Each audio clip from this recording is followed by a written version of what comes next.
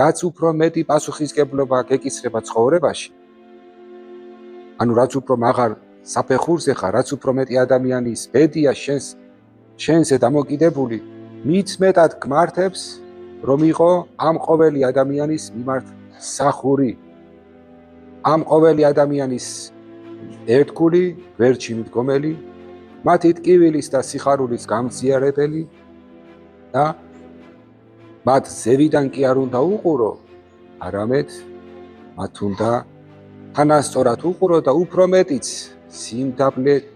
სიმდაბლით უნდა ემსახურო. აი ეს გვასწავლა ჩვენ იესო ქრისტე.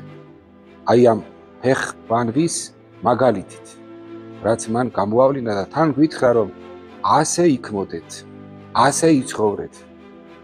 ეს არის სწორი და მართებული გზა. და გაგახსენებთ კიდევ მანამდეც იყო ერთ-ერთი ეპიზოდი, მოციქულები ერთმანეთთან დაობდნენ, რომ ვინ იქნება უპირატესი მათ შორის.